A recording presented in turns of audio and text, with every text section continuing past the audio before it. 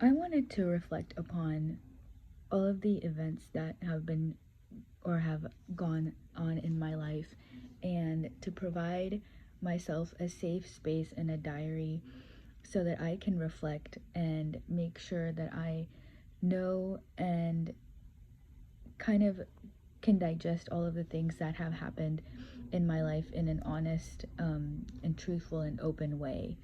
So I'm from an Indian background, and I have been living in the US for a long time now. And many of the things that I um, noticed and have been through are that in the US and in the West, the Indian community is very much uh, pampered and put on a pedestal. And not only the Indian community, but other Asian communities as well, like East Asians, such as Chinese and Koreans, are put on a pedestal, that they're doing great and that they're a model minority.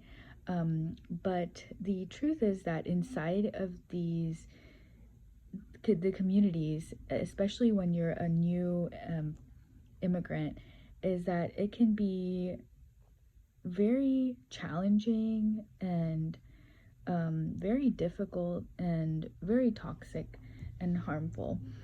The reason is that for that is when you look at the entire globe, when you look at the earth, all of the Western countries, all of the countries that are developed and have the best economies, they are all dominated by white people.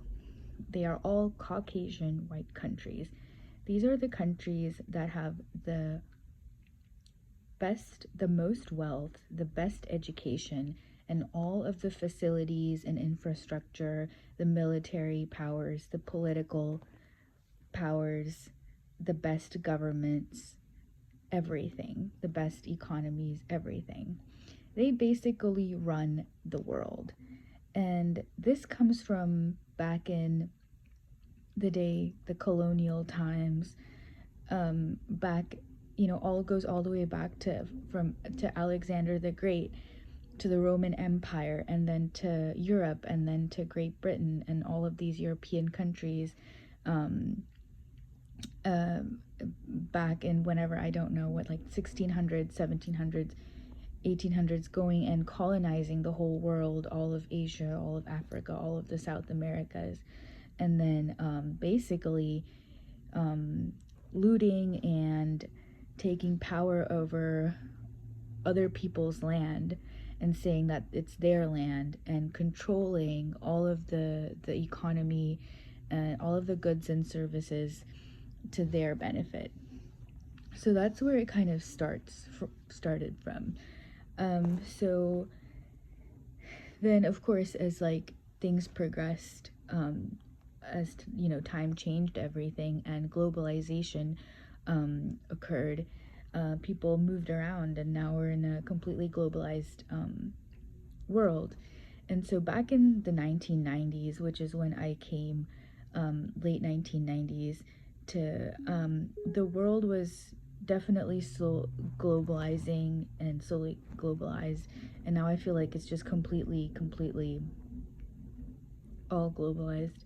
And however, despite that, we are still facing a lot of challenges with our identity and with our culture, our heritage, our ethnicity being in other countries.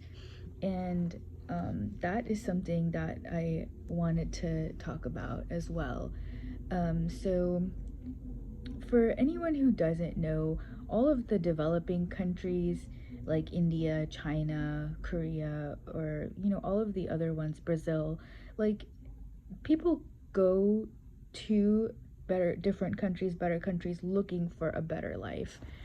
And so of course there's people coming in from all over the places, all over the place. And you know, before, the US used to be a very welcoming place, a very welcoming country, and it represented freedom and freedom for all these different religions and races, and it was just a very kind of a good time. But now, since the pandemic, and maybe even a few years before, with the end of President Obama's term and with the election of Donald Trump, the radical nature of the white world or the white people has definitely come into a very big light. And not only that, but also the kind of the differences that we have with each of our own identities, be it within minority communities, like within religions like Hinduism or Christianity or Islam or Judaism, and in between those differences, like Judaism and Islam, um, and or like between like different groups. It doesn't have to be just between the whites and the blacks, you know. um, it's all kind of resurfaced, and that really makes me feel like all of the things that I've been running away from with like the identity, like with my identity, I can't. It's not possible to run away from it, because even when you are coming, or when you're, you know, going to a Western country, like all you want to be is like accepted.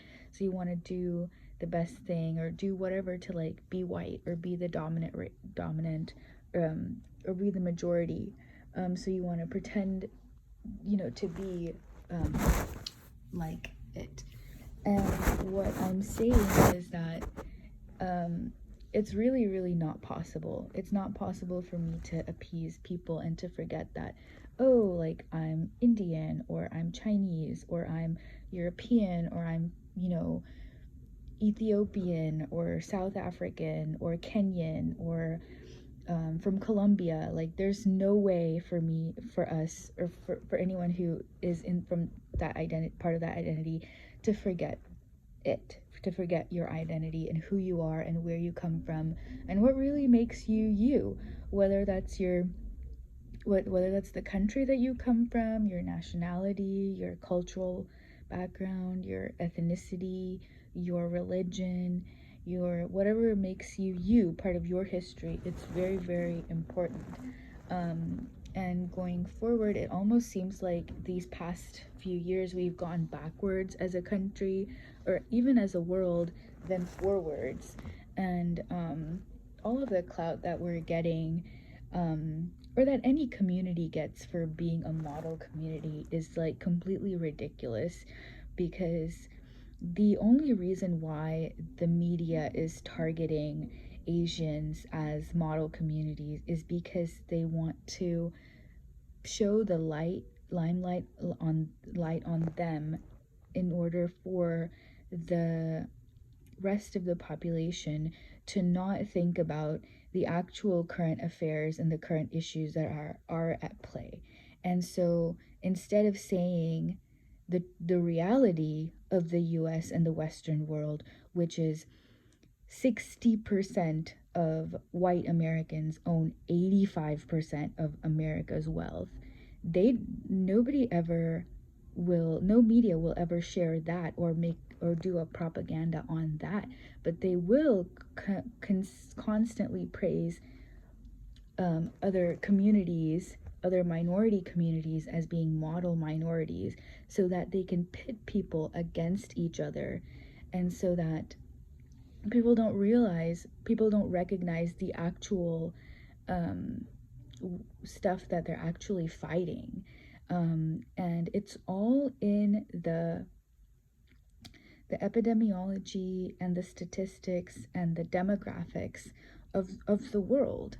The power that's concentrated in the world is in the hands of all of the countries in Europe that are basically 95% white people. And now that you see that with globalization there is a shift of power, even a little bit, to the Eastern powers, or powers in other places like Africa or South America or Asia, like they the Western world is realizing that, and the Western media is pivoting the conversation to target certain minorities. And what are these Western countries doing for these populations? As a matter of fact, it's nothing. They're not doing anything. You know, model minorities, or like minorities or groups of people who are doing well on their own. And they're doing well because of, you know, whatever, family support or community support. um, and it's something that's very, very important to notice, that whoever, like, we as citizens who are consuming the media, we should not be blinded by the message that is being given, because all of the message that is being given is very much political propaganda, and we need to be aware of that. And we also need to learn to create and cultivate a positive and a very high, like a very positive energy vibration society, where we um, don't give way to jealousy and hyper competitiveness and cutting people and putting people down and all of these things, because that is not the way forward. um, so I also wanted to mention that growing up as a child and in school, there was a lot of like internal competition, like within the Indian community, and I believe probably any community, like any minority community, be it like East Asian, Chinese, Korean, or Latino or Mexican or whatever, like there is a lot of like internal competition. So within the Indian community, there was a lot of like cutting throats and competition and not helping the other person's child because you didn't like them, or because you didn't want them to succeed, or, you know, etc., etc., because you thought if they succeeded, then they would take something away from you. So it was all very nasty, in a way that if you're not well, you know, if you're not doing well, they will not help. Like, basically, they only want successful people to succeed. So they only want rich people's kids to do well and to go to really great schools and universities. And if your family is not so well to do or illiterate or whatever, or anything, so like the people just won't, like they will look down upon you. They won't support you as well, as much. So it's just something that to know that the struggles are very, very real. And India itself, or China itself, the people and the students that live there face so much toxicity from their own community, their own cultures, their own um, schools, their own people, that it's on a completely different level. I know specifically, like in India, the suicide rate is like very high. It's like 14% amongst like the youngsters. So like the people who go to school, the college, and like the adults that are working. Like it's very high. The environment itself is so toxic and cutthroat. Like there will be family members who will be jealous of you if you do well on a test, or if you are progressing in your business, or if you're doing well in any way in your life.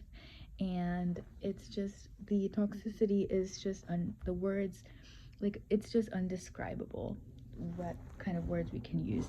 And then when we come over here, or when this group of people come over to a different country, they have to face different obstacles. Like, for example, if in their country they face like sexism or casteism or discrimination, or family members, you know, doing bad things to, or, you know, just not like helping them, or just, you know, or community members, or just anybody not like putting obstacles in front of their life, and when they move to a different country, they face different problems, like, for example, now, like racism and the picture of the model minority. Like, why are you guys going in front of like, why are you guys better than the white people, basically, or white people, basically. So it's really, really not okay, because the reality is that the majority, if not all, of the people that are wealthy are all white. More than the dominating percentage of people who go to college is white, and I think it's like around 54%. It's even more than that. And the dominating people who attend the Ivy League colleges are all white. The dominating people who are CEOs and CMOs and CFOs of like big companies and corporate enterprises are all white. So we need to understand nobody is going to be ahead. Like, the people who are like on top are on top, and they are literally just controlling kind of everything. So we need to understand that what the very big picture is, and it's we need to take our glasses off, whatever colored glasses we are wearing, to see the world as it is, and not as somebody is who has a political propaganda who is portraying it in such a way. So yes, so East Asians who can't come to this country and immigrate to this country, who are living here for, I don't know, 30, 40, 50, 60 years, are on the graphs, they're all doing well and stuff like that. But the reality is that the people who colonized here, who have been here, have the dice in their hands and have always had it. And they show it, like it's their place, whether it's Europe, whether it's other parts of the world. It's still very much in play. So as I kind of narrated before, I faced a lot of like internal obstacles. Like, other like Indian people, like Indian girls, would yell at me at school and like get angry, and like, I really felt a very like superiority inferiority complex, and the yelling and the anger and the shouting and the putting you down and the cutting you off and the not being your friends, or not helping you with homework, or not giving you any proper direction, not giving you any guidance, not giving you the right books. Sometimes people would give you the wrong books to read, so you'd read the wrong book and not be prepared for anything. So it was like this. It was like that. So after a lot of trust issues with these people, like, first I thought Indian people were the only people I could trust, and then I didn't have any kind of like any exposure to like other people, like white people or whatever, black people or Latinos or anything. So I didn't know who I can trust, who we can trust, basically. So then in college, it was like all on my own, and then I eventually, I actually went to med school, and there were a lot of professors in med school, but again, I had a lot of confidence, lack of confidence, and if confidence issues, and also I didn't know who I could trust. And there were some Indian people, but most of the people who went to medical school, literally 95% of the class, was all white. And so this was my first time being in a place where there were so many people that in my life I didn't know anything about. I couldn't culturally relate to them. I didn't have any, ethnic or cultural like relation to them at all. So there was like two Muslim people, and then a few like Indian people, and I didn't have a very good communication with Indian people because, again, because of the toxicity that we came from, it was very, very hard to trust them. So I very much felt like I was all alone. And I had a lot of people who were Indian who were saying, "Oh, you can't do this.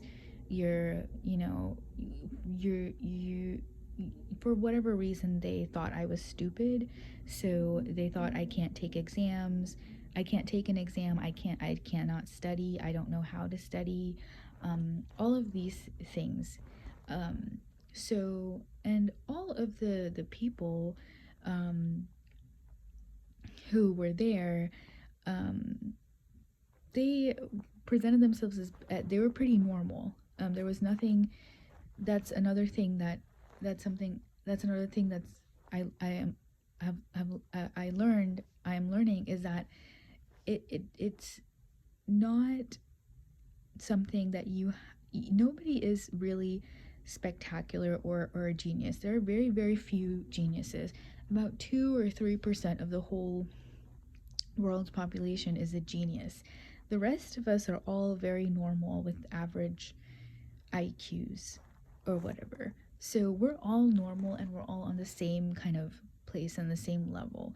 So much of a lot of the inferiority superiority complex I was having, or when I was being told by other girls from like wealthier families or wealthier backgrounds or more well educated backgrounds, that I was stupid, what they were actually these people were actually trying to keep me away from realizing my potential, because when you go to school you learn to learn, and you learn your potential by proper application, and by doing the application of learning those things, you learn what you are capable of. So I like very, very much encourage all students to pursue whatever they want to pursue despite somebody putting them down. Do not let someone get to you, whether it's your best friend or whether it's the girl that you dislike in class, or whether it's that person who's hovering um, on your shoulder looking at your work. Do not don't let anyone discourage you, or keep you from doing what you very, very much want to do, and what you want to study and what you want to pursue. So I did not have any support, and I didn't have very many connections when I went to med school, and I was already very introverted and shy, and a lot of people like knew me in the Indian community because it is so small. So they would talk about me every single day, and there was a big, huge like uproar when I did go, and there were so many like Indian people, like we call them like Indian aunties and uncles, but they were like all of them were like, most of them were like, oh, you can't do this and don't do this and blah blah blah, and it created so much anxiety, so much anxiety back at that time. And it was like, if I had the support system, like friends and like, you know, other mentors and stuff like that, it would just be very, very clear, or it would be more manageable. The anxiety would be, you know, a lot better. So that's another thing and another lesson that we learn, or that I learn, is that it's a lot about teamwork, and it's a lot about community support. So the word is teamwork, and it is not talked about at all, but you are not a loner. You are not going to be single. The things and the challenges and the problems that you are going to face is going to require a lot of coordination, a lot of hands-on work, and a lot of like playing like with other people, and working and playing with other people. And by playing I mean being friends and sharing your thoughts and your opinions, and really sharing and being in that network and getting the best out of everyone. And so that's another word that when I looked at, other people from other communities, like whether it's, like people who are in sports, or like, there are a lot of like white people, black people, like everybody, they do a lot of sports. Like, why do they do that? Because they learn to work in teams, and they learn teamwork and coordination, and it's how people win. And it's how people do well, and it's how people learn to achieve. And because I didn't have that, because I had a lot of people pulling my leg, like each time I would take a step forward, there would be another person like at my ankles, at my feet, trying to pull my legs down. It's what it seemed like. And when you looked at those people's kids, like they would be in the best schools, they would be doing so great, they would be like getting the best grades and the best jobs, and like excelling in everything. So, like, another thing that brought upon was like comparison and jealousy. So, I had this one friend in med school, and her mom was a doctor. And she was like, "Oh, I'm gonna do dermatology and like psychiatry and stuff like that." And I wanted to like actually do real, general, like actual medicine, like internal medicine, like take care of sick people, sick patients. And I also wanted to do like emergency medicine, like I wanted to go into cardiology. And so, but she was like, "Oh, I'm just gonna do dermatology so that I can work like 8 to 4, and I can have like this great life, and I can like, be rich, be wealthy and whatever." And like, she was a real snob. Like, she she she was very anxiety provoking. Like, I think she was either jealous of me or something like that. But anyway, so either of my parents were illiterate, so like I didn't have any background in like what is college, what is med school, what do we do here. Like, even going to med school was like a complete, like being in heaven basically. Like, I never thought I would ever like get to be here, get to attend. So like each time I would take notes, every time I would take notes, every time I would study, like she would be literally sitting right next to me, looking at me on my shoulder, but beside my shoulder, and just looking at my notes and being like, "Oh wow, you write so well, your notes are so great," and blah blah blah. And like, she would constantly be hovering around me and everything like that. And I now know she was feeling so insecure about whatever she was doing, and all of her anxiety, like I could feel it. All of her insecurity, all of her jealousy, all of her comparison. She would be comparing second to second everything. Like, each time we had an exam, like she'd be like, "Oh, what score did you get?" Like, each time we had a test, be like, "What score did you get?" "Oh, I got this." "Oh, I'm better than you." Blah blah blah. So it was like, it made me really nervous, because I was like, "Oh my gosh, I'm so anxious because I don't know what score I got, and I don't know what I compared to with other people." And that's the next lesson, is comparison. Comparison is the thief of all joy. And I know a lot of people have said this, but it is very, very true.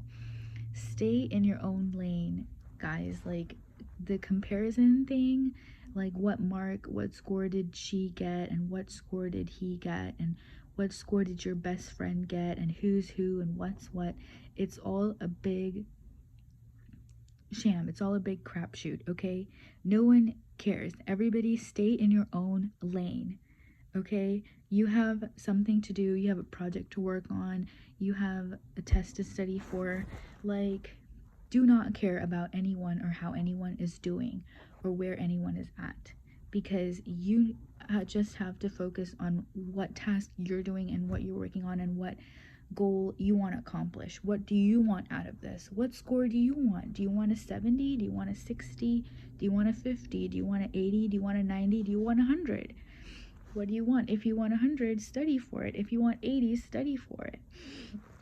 So, or work for it, or do whatever you have to do for it.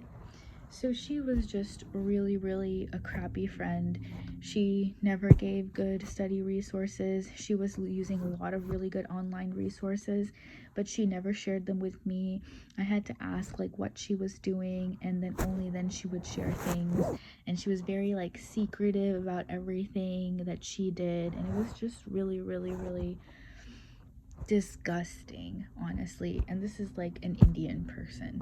So yes, there are people out there who you think they're your it's your friend, but it's not your friend. They're filled with a lot of maliciousness, a lot of anxiety, a lot of jealousy, a lot of insecurity, and it's just like it will, if you're around them, you will not do well. So finding positive people is probably the next lesson. Find people who are positive. Find people who have great energy. Find people who are going to be supportive and the yes sayers.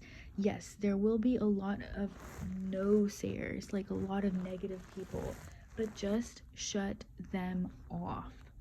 Shut them off of your life. Shut them down completely. There was this doctor, and I'll just use initials, Dr. RJ, and she was a generalist, and she's been practicing for a while, and even though she's a woman, she was never supportive of me, and I'm like, this is really blowing off. Like, why will these people not be supportive?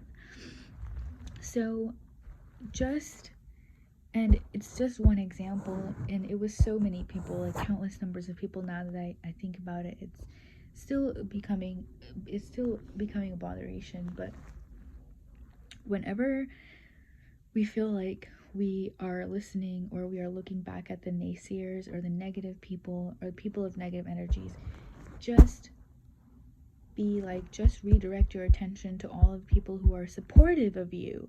Have your group, have your community, have your group of friends and support. And again, your team, have your team with you.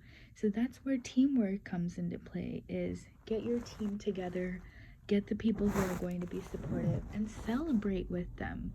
Celebrate with them, build trust and loving relationships with them, because those are going to be the people that are going to carry you through your life, your whole entire life. These are your friends, these are your family, these are your mentors, these are your study mates, these are your study buddies, these are your professors, these could be people at work, whoever it is for you, who is somebody who cares about you, who wants to wish you well, who wants to be supportive of your goals and your dreams in your life. Like, keep those people around you at all times. If you keep them around you, create a bubble of them, and do not let any of the naysayers into that bubble. So that is something that is a very, very big thing, very, very big point. And another very big point is that God has to be in that bubble. Build your faith, build your strength and your confidence in God, because it will carry you through very, very big times. And God will be there when people are not.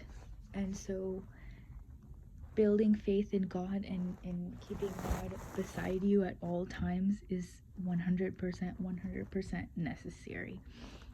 So after all the battles of like high school, which was obviously a very, very, toxic, high school is just a very difficult time for anybody. I particularly did not enjoy high school. I enjoyed just a little bit, some of it, maybe like sophomore year or 10th grade or whatever, but then most of it I don't have any fond memories of. And college I enjoyed, but it was just because of like I did a lot of extracurriculars. But med school was definitely, it was very, very rewarding, because I was getting to study and do what I wanted to study and do. So I was literally very, very happy that I was being was being in that place that I had the opportunity to study. So of course I feel like I really needed mentorship and support and just people to love me, people around me to like me and to be there for me. Just a group, like a team. I needed a team.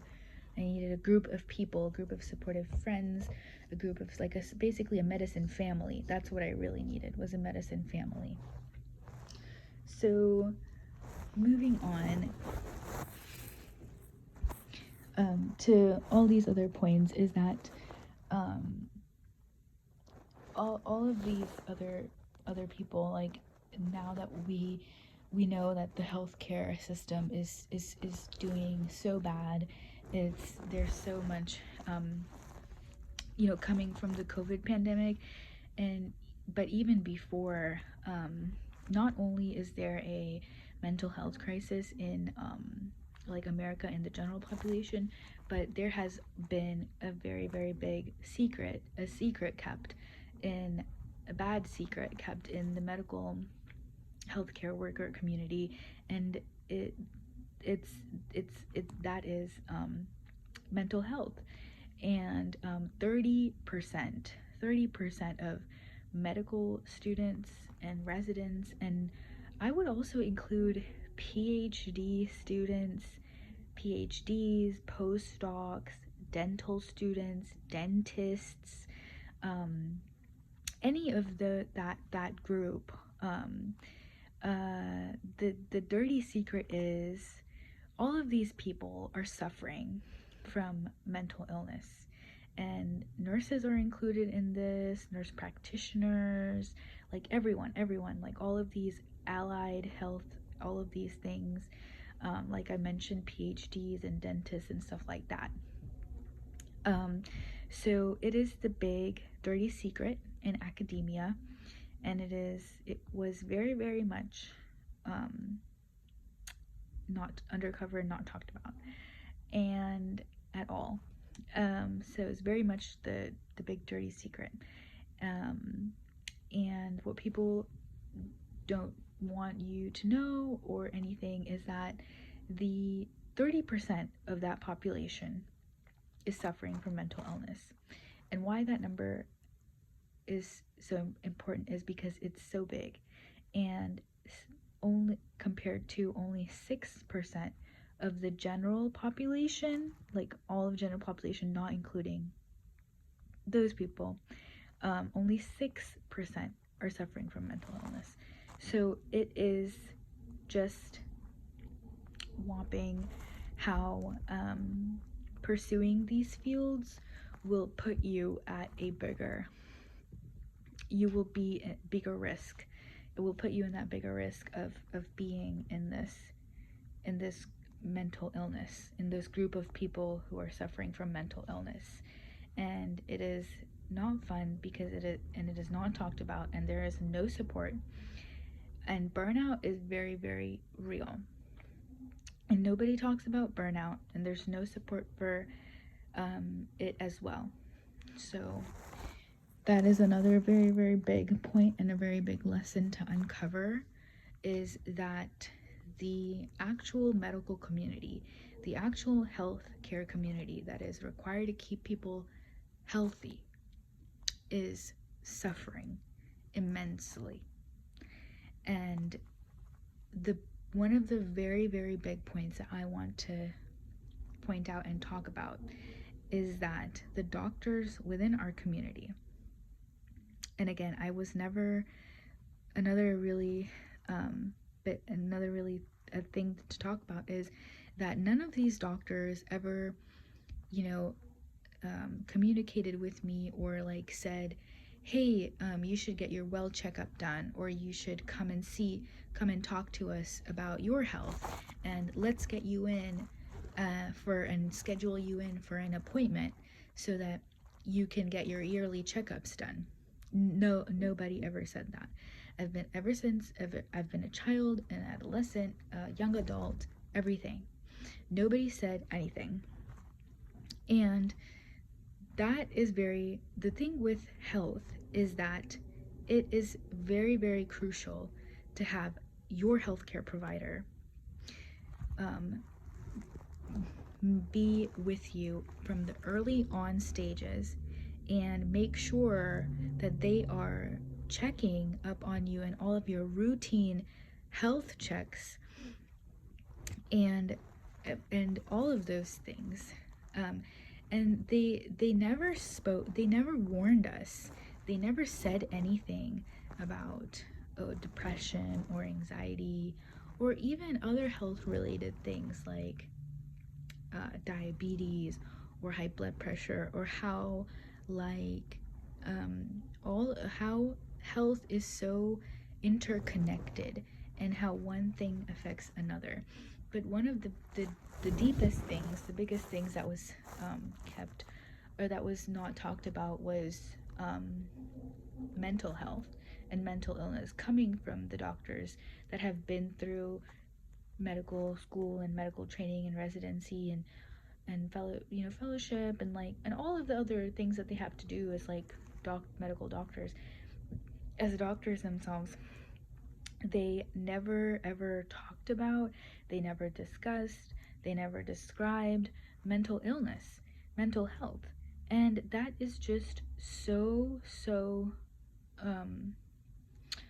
just completely, like, it makes my jaw want to just drop to the floor, because these people are like, they are seeing so many people. They're seeing children, they're seeing adolescents, they're seeing pregnant women, they're seeing women of all ages, they're seeing men of all ages.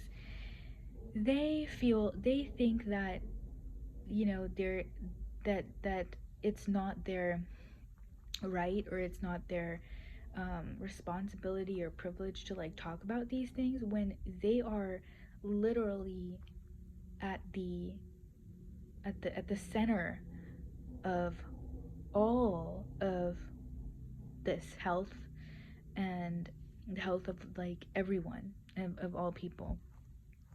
So when I went in, going in completely just innocent and naive and unaware, and it was like, what is this?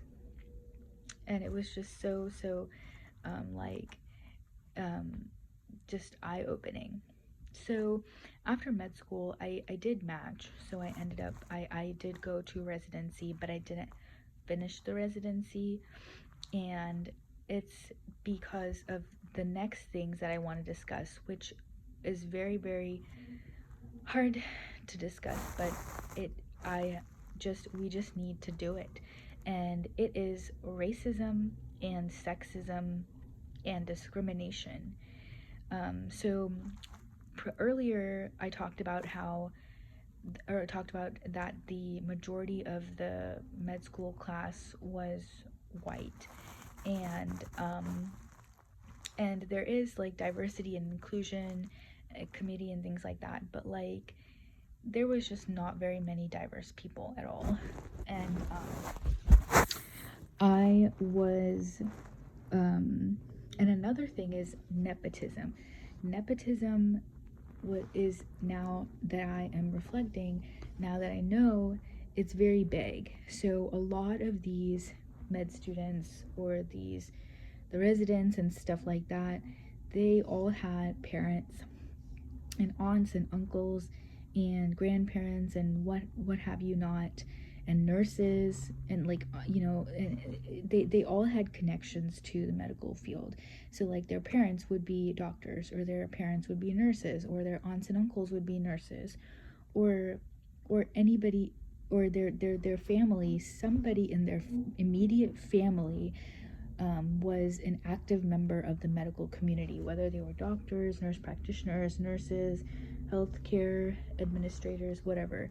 And they all had direct links, and by direct I mean their older brother went to med school, or was now doing medical training, or their older sister did it before them, exactly immediate family members, or their dad was a hematologist oncologist or something like that. And those are the people, I kid you not, 90 to 95% of I would say I would say anywhere from 70 to 90% of people who went to med school all had direct connections. And so it brings something really big to light, is that if you are doing anything like literally these students, these kids or adults or whatever, they all had contacts, they all had connections. So again, contacts and connections plays a really, really big key and a role in your life. And when you're a student or when you're young, you think you're doing this all on your own, and you think that there's nobody else out there, and you think you're like the only person who's doing whatever you're doing, whether that's like the field that you're in, or your hobby or your career or job or whatever.